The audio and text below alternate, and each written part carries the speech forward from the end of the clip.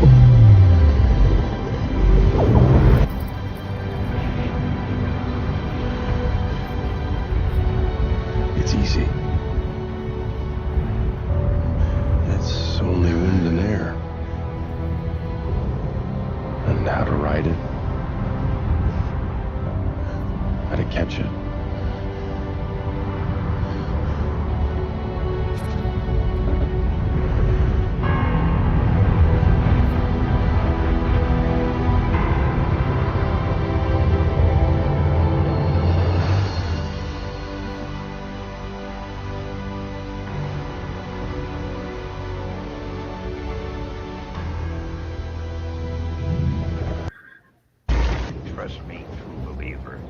Trust me.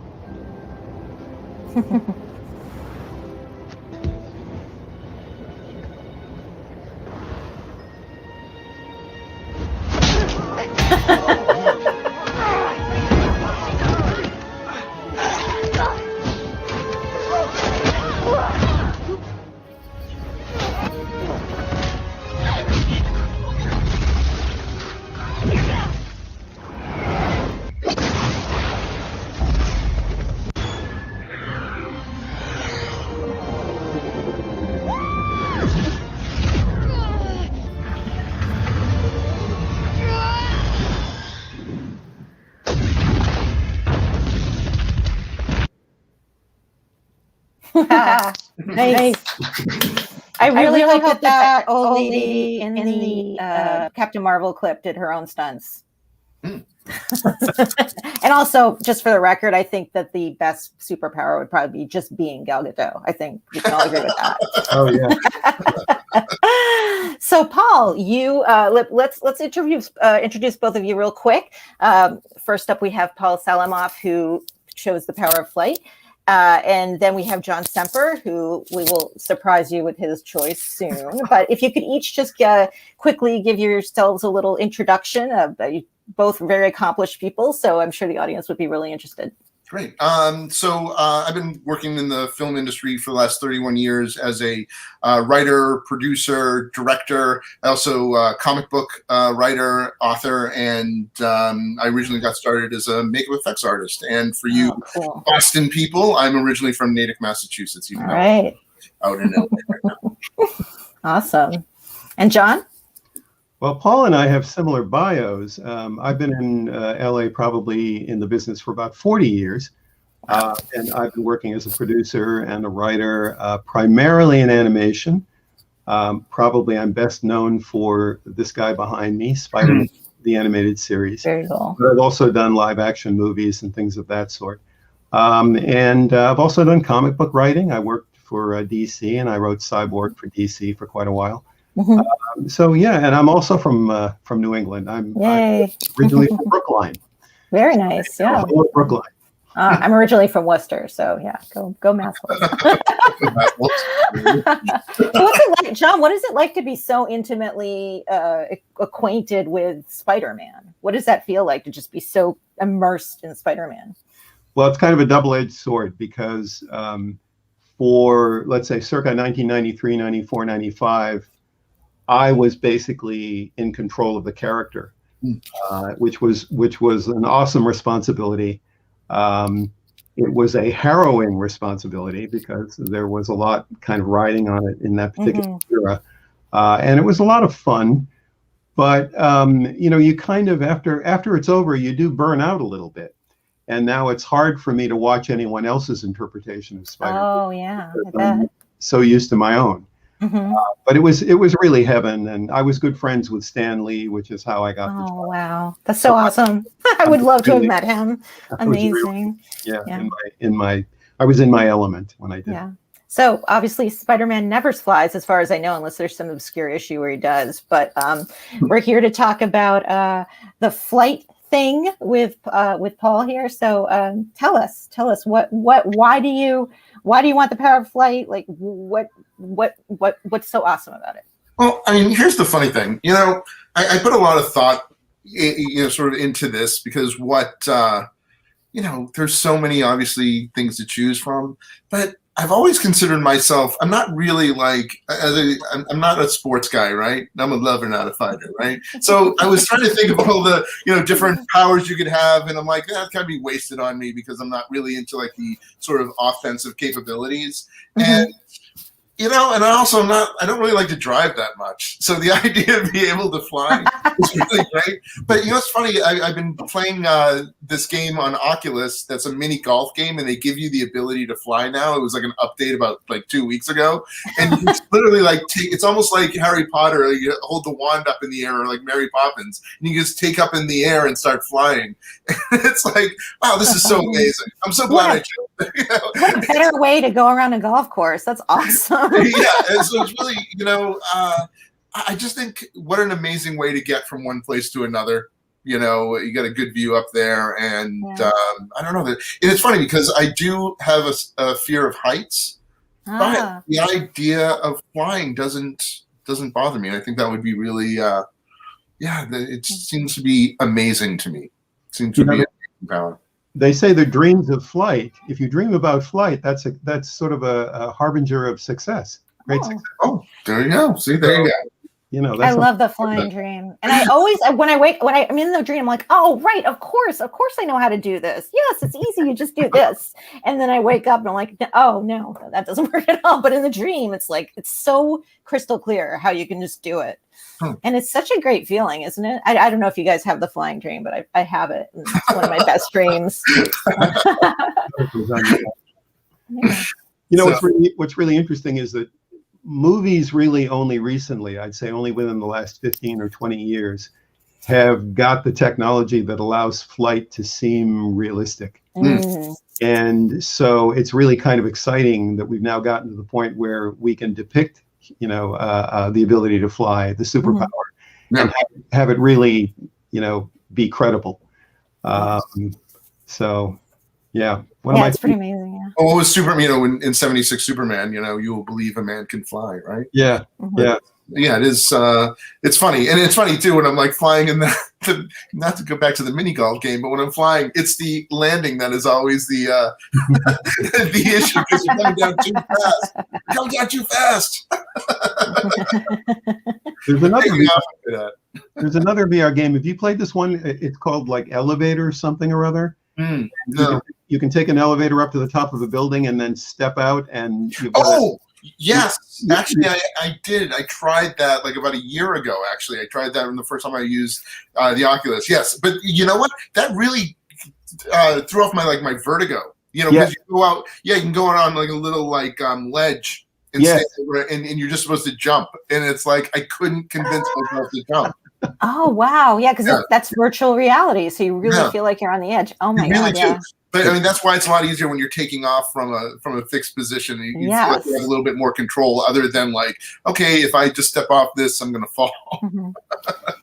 Yeah, I do know what you're talking about, John. Do you think, though, that if you had the power of flight, you would kind of also have to have the power of invisibility? Because it'd be really weird if people just you live in LA, it's very populated. So if they just saw you flying I would actually want to have like a cool costume. I think that would be good. I don't want to lean into it. Yeah. Yeah, exactly. It's like, hey, I'm flying. You know what I mean?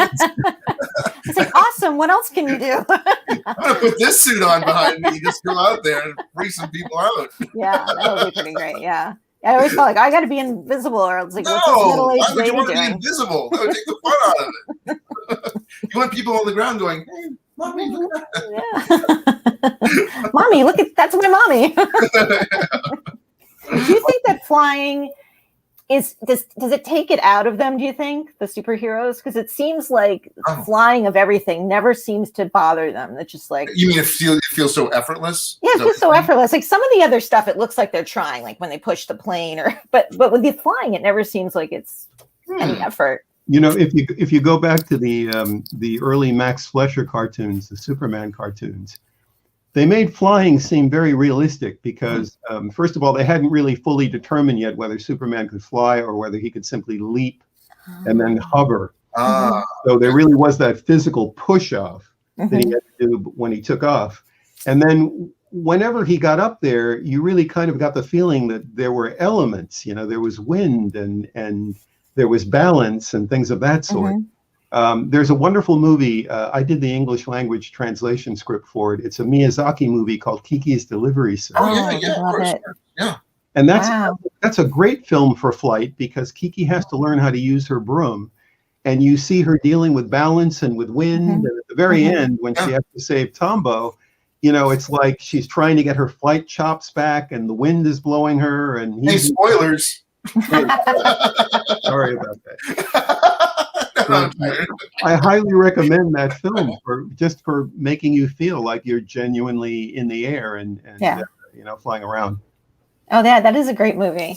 That's a wonder. I love Miyazaki so much. He's amazing. Yeah. So yeah, it just of all the ones I can think of, like that would be cool. You know what I mean? That would be cool. I was actually looking at like old interviews and somebody had asked me that question years ago, and I'm like, yeah, I said the same thing. Said the same thing back then. I just couldn't think of any other power that would really, you know. Yeah. And that, you know, in the Superman movie, when Lois Lane holds his hand, they can both fly together. So if you, who would be the first person you would take flying with you if you could fly? I'm gonna let John answer that first. I'm gonna take John with me. John, take my hand, John. Where are you over there? Where are you over there? All since this is, I don't know. I'd probably take my emotional support human, Cynthia.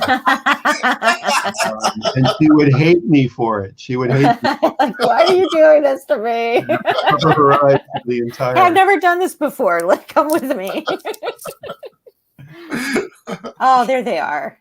Oh, beautiful. John, look at. We look so happy up there, John. That was great. Dear Lord. Oh, that's beautiful. Wow, the effects really have come a long way. Yeah. No, but they were still really impressive back then. It's still pretty good though, yeah. It was very impressive in its day. Yeah. There's one shot in this that if the next time you see it, you have to pay attention, because Christopher Reeve is standing on the balcony with Margot Kidder and they're having a conversation, and then he takes off as Superman, and then without cutting, there's a knock on her door. She goes to her door and he walks in as Clark Kent. Oh. And you have to pay attention to that because they really did do a kind of a quick changeover. Oh, wow. And it's all one take. That is so cool. Yeah. Wow. That is really cool. Definitely have to check that out. Good movie. In fact, if you can cue that up at some point, we can watch it tonight. Have our wonderful producers here. So cool. So now let's move on to John's secret superhero wish. Right. Which is, we'll find out in the clip. Why don't we, can we roll the clip now? Would that be, there we go.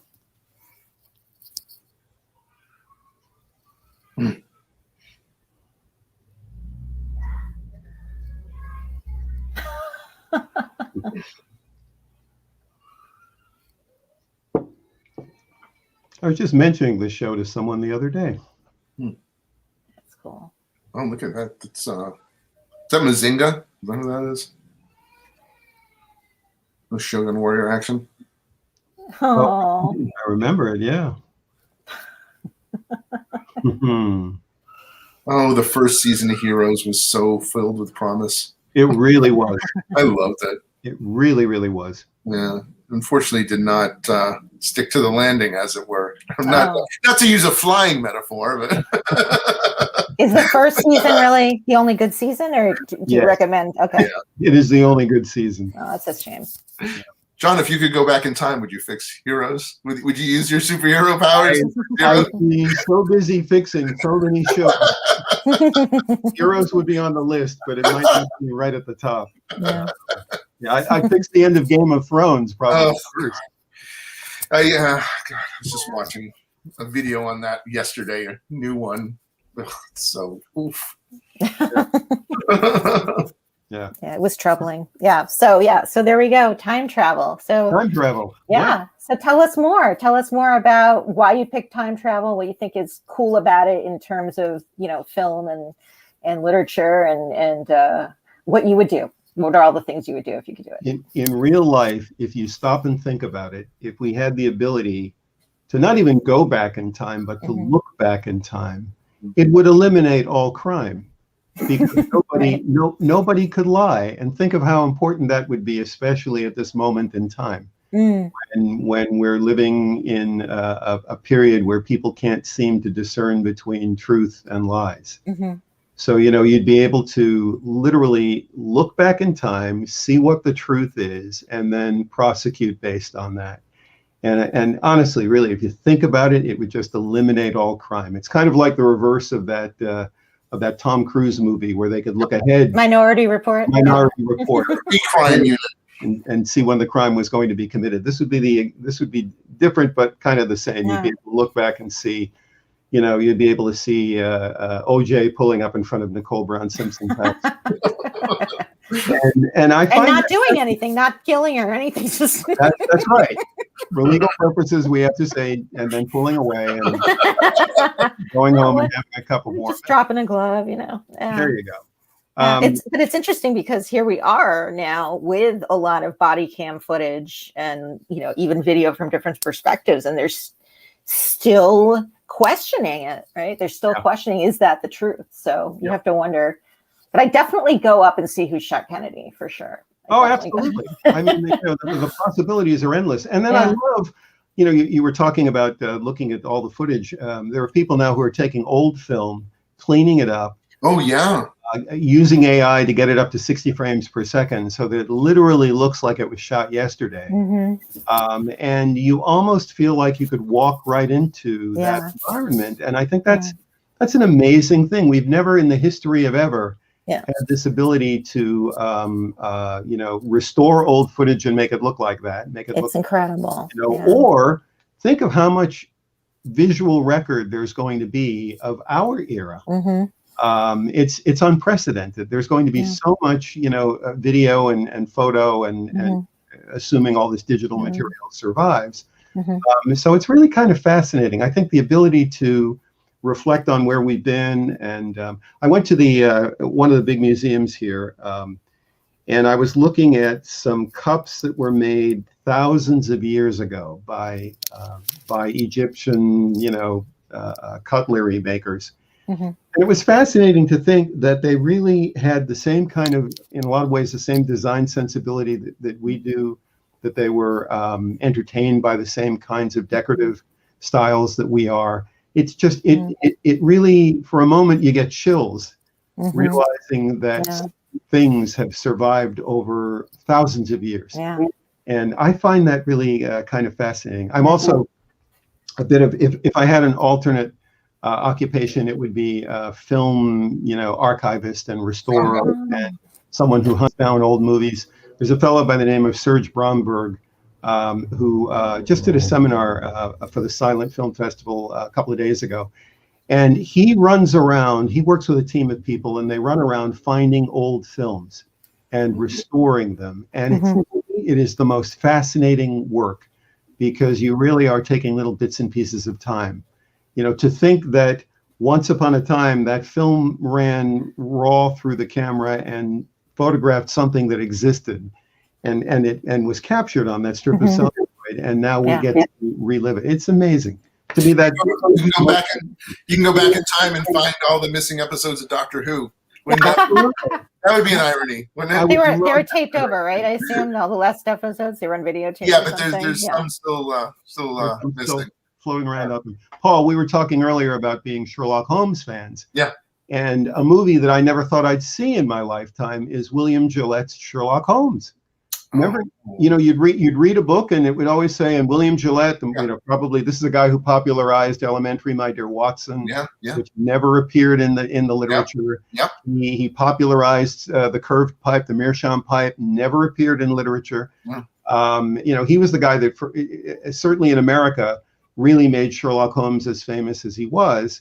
And he made one film of his famous Sherlock Holmes play. It was made by S&A, the studio S&A, and it disappeared. And so for decades, you would read books about Sherlock Holmes films, and they would lament the fact that this movie didn't exist anymore. And then somebody found a negative. And now that film is sitting on my shelf. I'm still amazed by that. Yeah. Amazing. Yeah.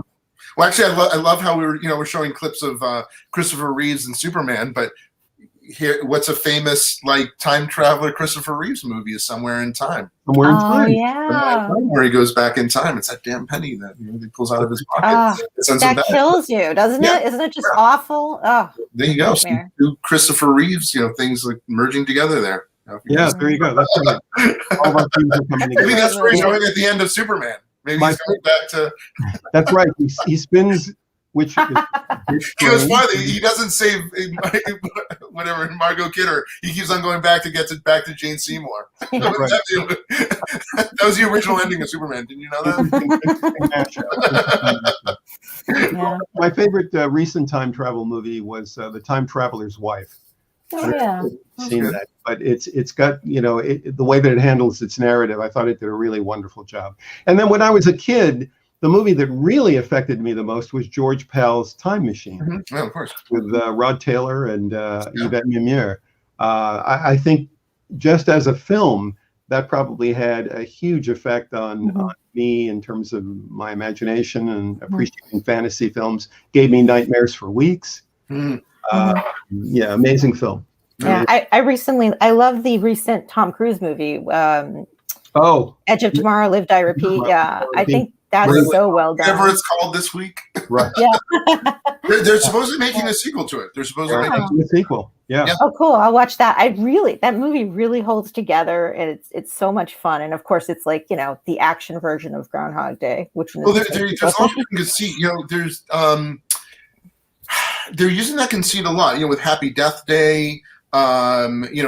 Did that? It was sort of like these repeat stories, and Palm Springs was an that was really good too. Yeah, love that. And now you have sort of like not really the same thing, but Free Guy, the movie with Ryan Reynolds, but that's more of a video game thing. But when he gets killed, he wakes up in the. It's an interesting conceit how you can play with time, and it doesn't just have to be going way back in history. I mean, there was a Synchronic right now, which is on Netflix, which is with Anthony Mackie, which is the directors who did The Endless, which I really like that movie a lot. That deals with time travel as well. So I like the way it was so small. It was a small film. It's not these epic problems. It's these very, real world problems, and he really has to think through how to time travel and where, he actually moves himself a little bit to see where he'll end up. I thought that was really interesting. There was a Nicolas Cage film where he could go back in time like 5 minutes. And so he keeps sort of reliving 5 minutes every time he'd make a mistake. It was like playing a computer adventure game. Every time he'd make a mistake, he'd go back 5 minutes and do the other thing. I don't know what that one's called. It was Nicolas Cage and Julianne Moore, and I have no idea what the name of it is. This is one of the. Yeah. Well, you have a long list. Go to Nicolas Cage's IMDb, but you're gonna have a long list. You're gonna have a lot to look through. And of course, it was the clincher in Galaxy Quest, the great Galaxy Quest. Spoilers. But now I should point out that, Paul, you own a time machine. Yes, I do. You own the TARDIS console from the American-made Doctor Who movie, The Eighth Doctor, Paul McGann. And I have had the pleasure of being photographed at that console. It is an amazing piece of art. And this, time travel brings us to Doctor Who, the Time Lord. So there you go. You got to spin it around, so you have it right there, right? You can spin it around. Yeah, the only I could try to. I could try to. You want me to try here? I'll try to turn it while we're talking. Here. You can see the TARDIS. I know that's the problem with being on a desktop computer. Oh, here's the "Let's Kill Hitler" clip. Here we go. Hold on a second. We'll get us over there. Hold on a second. Here's my Dalek over there. Almost there. We're almost there. Are we there yet? Oh, whoops! This is in the way. This is in the way. Hold on. There it is. Out of the way. Look at that.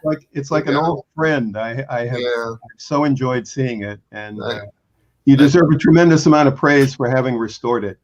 Thank you. I know it's hard work. It means a lot having that. I know what it means to have that, because I mean this is the only one in the United States, and I've been a Doctor Who fan since I watched it on WGBH and when I was growing up in Natick. Me too. Yeah. So was your first Doctor Pertwee? Because he was no, actually it wasn't. It was Tom Baker, because the way they would show, they started with a robot and they'd show all of Tom Baker's. They would do a season, then they would get the new season. They'd start at the beginning. You'd see that big season again, then you'd get the new season. They'd start over again. But then once they got to Colin Baker, they actually got John Pertwee. They showed some John Pertwee, and then we got Peter Davis. Well, actually, we got Peter Davison, then we got John Pertwee.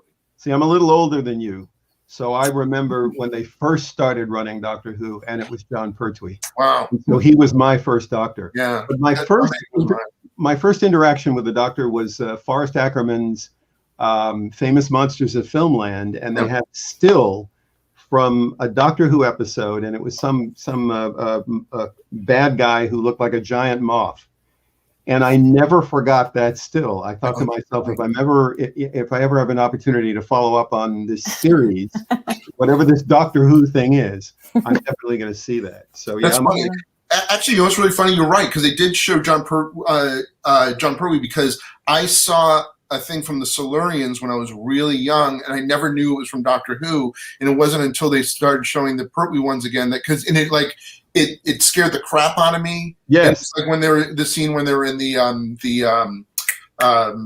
barn, and one of the Silurians comes in, and I never knew what that was from. It was just something that frightened me as a child. And then once they started showing them again, I was like, that's what it was from. I never knew what it was from, and that terrified me when I was a young. That's funny.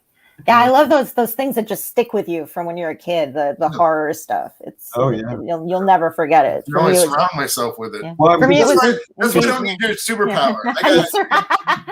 You can sleep in there, and there's like all these monsters in your room. They literally are in your room now. Yeah, choose another superpower. You can just use my TARDIS anytime you want, John. Just come over. You're down the street, so just come over. You can use my TARDIS anytime. Thank you. Take another superpower. I'm greatly appreciative. This is what propelled us into our careers. Yeah, because these little memories stick in your head, and you want to recreate that on some level. In fact, I was just thinking recently about a thing that we did on Spider-Man called the Tablet of Time.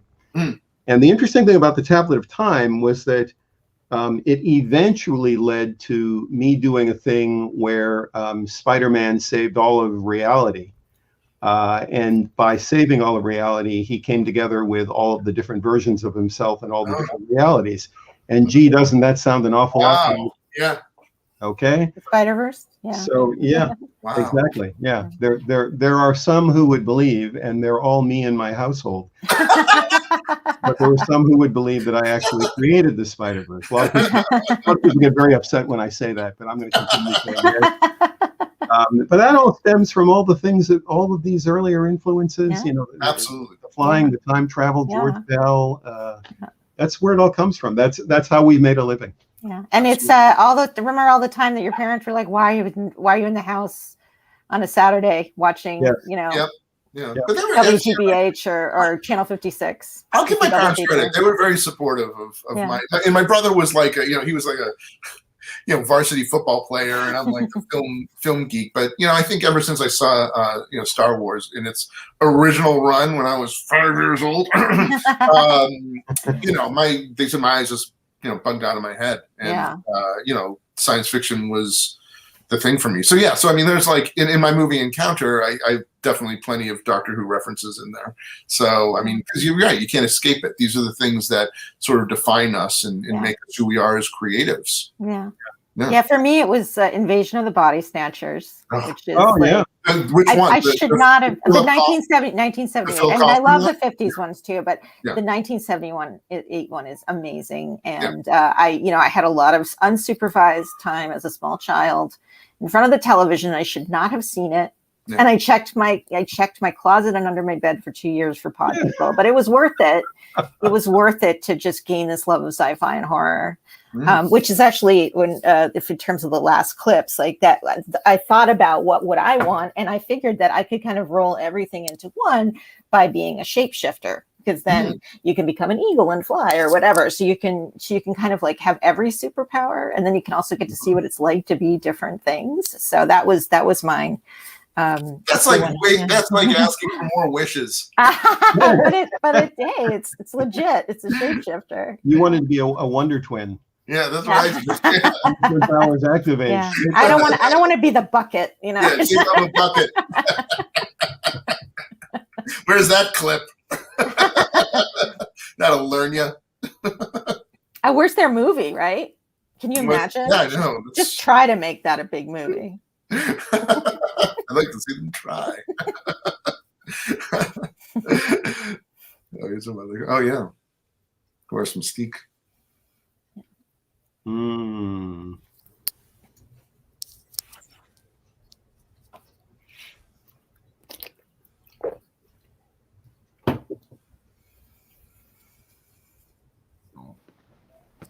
Remember Manimal? Manimal? Yeah. Yeah, of course. Yeah. It came out around the same time as Automan. That's right. That's right, Automan. My name is Brian Nebuchadnezzar. Wasn't that his name or something? And I am Automan. Oh, you remember better than I do. Yeah. A lot of stupid information up here. That's what happens when you don't watch sports. You got a lot of room for. I just watched Captain Marvel, and I really enjoyed it. And I love this scene. This was pretty great. And I love the reveal with the aliens. This is actually a really good movie. I think people should, I don't know, that people don't talk about it that much, but I think it's really good. People don't talk about Captain Marvel. I don't feel like people don't talk about it that much. Oh, okay. They do talk about it. Okay, great. I missed it somehow, but I just actually, you know what's funny? I just went in the theater and saw Scott Pilgrim versus the World last night. I forgot that Brie Larson was in that. She played Envy. She played his girlfriend Envy. I'm like, oh my God, that's right. Brie Larson was in this movie. She was so young. I was introduced to her in the United States of Tara, the TV series. Yeah. With oh God, I can't remember who started it. So we're gonna close things off soon. I like that. See, you could just ooze through and then be, just look at that. Isn't that beautiful? Man, you do that. You can do whatever. Let's go back in time and steal her power. So, Rene Auberjonois was Spider-Man in the Spider-Man rock comic album. Whoa. He was the voice of Spider-Man. Wow. That was how I actually, the very first time I met him was at an audition for an animated thing I was producing. And I had asked to bring him in because I loved the way he did Peter Parker in the Spider-Man rock comic. So there you go. It all ties up.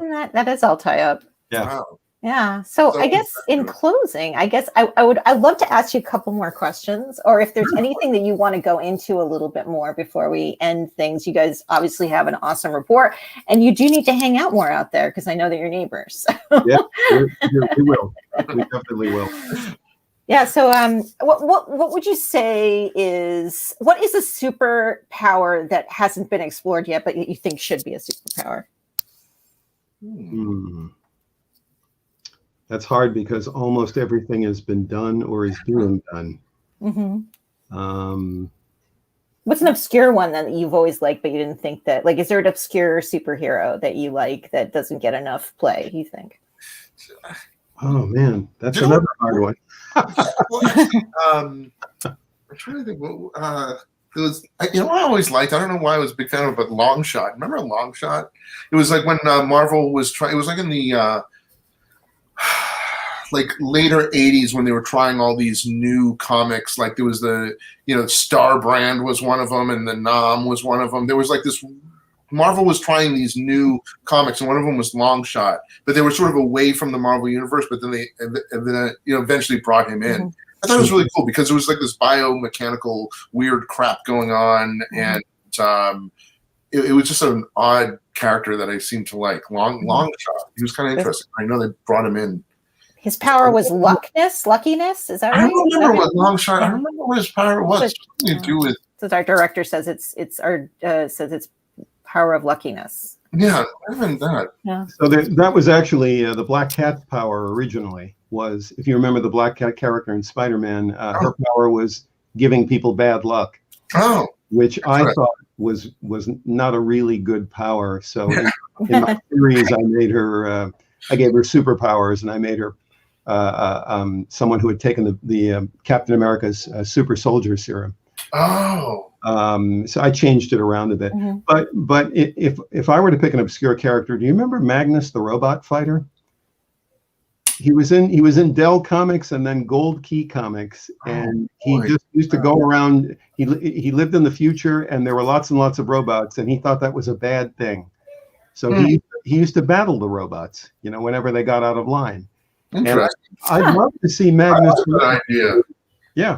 I'm a big robot fan. I mean, like here's another part of my office. There's all my robots up there hanging out. Oh, cool. Yeah, I've got a few up on my shelf. I've got Rocky the Robot and Boston Space Robot. Yeah. I like my robots. That's a cool story. I like that idea. That is very cool. I like that idea. So what was the name of that character again? Magnus the Robot Fighter. Magnus the Robot Fighter. Cool. Oh, that's interesting. Well, I want to thank you guys so much. We're running out of time here, but I really want to thank you guys. This has been so much fun, and I would love to have you guys go out and you guys are doing your own amazing work with all this stuff. So, John, what do you have to, or Paul, actually, let's start with Paul because you have to go quicker. Paul, what do you have coming out? What should we be looking at right now? I have a new comic series that just literally started last Wednesday called Hired Guns. So issue 1 just came out. There we go, right there. Cool. So available on Comixology. So it's, imagine when an elite CIA agent goes rogue, they are the world's only hope. So it's sort of, imagine if James Bond went rogue, who would you send after him? So those are the hired guns. So that's sort of the idea. So that issue 1 is out now, and we're just finishing up issue 2. So I'm very excited about that. Awesome. And then also my film Encounter, which actually won a Best Director award at the Boston Sci-Fi Film Festival. There it is now available. I mean, you can watch it on Amazon Prime, but it's now available on Tubi. I just found that out. So if you know what Tubi is, you can watch it now on Tubi. Awesome. But and then the Comixology has the comic. Is that correct? Yeah, Comixology has it, and actually I just found out that Comic Vine has it as well. I just found out. I think we're getting our first review this week, and it sounds like it's going to be a good one. So that's awesome! Congratulations. Yeah. Thanks. Yeah, we should put that in our show notes. Thanks. And then John, what's going on with you? Well, I should mention, since he's been in front of everyone's faces, that the Spider-Man series right now is on Disney Plus. Oh, awesome. I highly recommend that people watch it. I can't talk about it yet, but I have one of the DC Animated Universe features coming out probably this time next year. So I wrote it right at the end of last year. I co-wrote it at the end of last year. They're working on it now. I can't tell you who the big superhero is, but it's got a big superhero in it, and we'll have to check in again. I'll come back next year, and we'll be able to talk about it. Yeah, come back anytime. Both of you are awesome. Thank you so much. So, so thank you to both of you. It's been amazing. I also want to thank all the wonderful producers who put this show together and who are doing all the stuff behind the scenes. That would be Violet Acevedo, Amber Gatlin, Sydney Miller, Colby Peterson, who's working all the magic here to do all the editing on the fly. And of course, the festival founder and director, Garen Daly. Yes. And again, thank you to the audience. Really appreciate you supporting the Sci-Fi Festival, supporting science fiction. And next month, we'll be back with another episode. And I hope to see you soon. So thanks, Michelle, everybody. Have a great. Michelle, Oh, yes. thank you for being such a wonderful host. Oh, Yeah, my thank pleasure. you. It's been an honor. Thank you so much. All Bye-bye. Take care. Bye-bye.